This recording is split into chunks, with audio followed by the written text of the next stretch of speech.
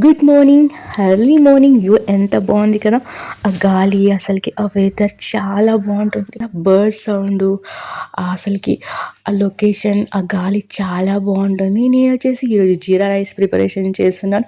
Taste మాత్రం మదిరిపోతుంది. Stove అనేది on చేసేసి ఒక బౌల్ తీసుకొని దాంట్లో కొద్దిగా ఆయిల్ అనేది ఎక్కువ తీసుకున్నాను. కొద్దిగా జీలకర్ర అనేది యాడ్ చేసేసి, కొద్దిగా జీడిపప్పు యాడ్ చేసేసి, కొద్దిగా కరివేపాకు యాడ్ చేసేస్తున్నాను. మనం ఫస్ట్ జీరా రైస్కి ఈ మూడు వేస్తే చాలా టేస్ట్గా ఉంటుంది. ఈ కరివేపాకు, జీడిపప్పు టేస్ట్ చాలా కుదురుతుంది. దీంట్లో కొద్దిగా పచ్చిమిర్చి, క్యారెట్ కూడా యాడ్ చేసేసి మీడియం ఫ్లేమ్లో కుక్ చేసుకోవాలి. ఆలోపు బయట విధంగా వాకింగ్ చేసేసి మళ్ళీ కుకింగ్ దగ్గరికి రావాలి. ఈ విధంగా వాకింగ్ అయిపోతుంది, కుకింగ్ అయిపోతుంది. మీడియం ఫ్లేమ్లో మాత్రమే కుక్ చేసుకోవాలి. దీంట్లో కొద్దిగా ఉల్లిపాయలు యాడ్ చేసేస్తున్నాను.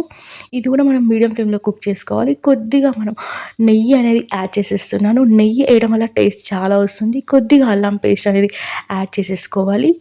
మొత్తం ఈ విధంగా కలిపిన తర్వాత దీంట్లో కొద్దిగా జీలకర్ర పొడి, కొద్దిగా ధనియాల పొడి యాడ్ చేసేస్తున్నాను. ఇది మొత్తం దీంట్లో కలిసిన తర్వాత కొద్దిగా గరం మసాలా కూడా యాడ్ చేసేస్తున్నాను.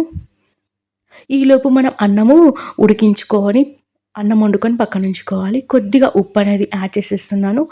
అన్నం వండి పక్కన పెట్టుకొని ఫ్యాన్ కింద చల్లార్చుకోవాలి. అలాగే మిల్లి మిరకల్లో నేను కొద్దిగా వేనీళ్ళు వేసి పక్కన ఉంచాను. మిల్లి మిరకని కూడా యాడ్ చేసేస్తున్నాను. ఈ మిల్లి మిరకలు తగులుతుంటే బాగుంటుంది జీరా రైస్లో.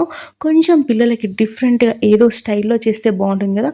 ఇది రెడీ అయిపోయింది కాబట్టి నేను స్టవ్ అనేది ఆఫ్ చేసేసి కొద్దిగా చల్లారిన తర్వాత అన్నంలో వేసి కలిపితే జీరా రైస్ రెడీ అవుతుంది.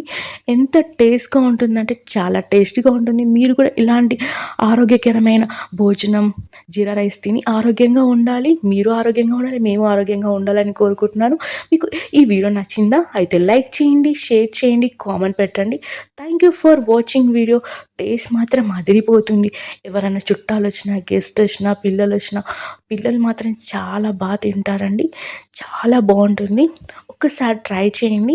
మీరు ట్రై చేసిన తర్వాత ఖచ్చితంగా తింటారు. ఒక్క ప్లేట్ కాదు, 3-4 ప్లేట్లు కూడా తినేస్తారు. తింటుంటే అసలుకి టేస్ట్ మాత్రం అదిరిపోతుంది. తిన్నా కొద్దికి తినాలనిపిస్తుంది. ఎంత తిన్నామో కూడా తెలీదు. మళ్ళీ కలుద్దామా? బాయ్.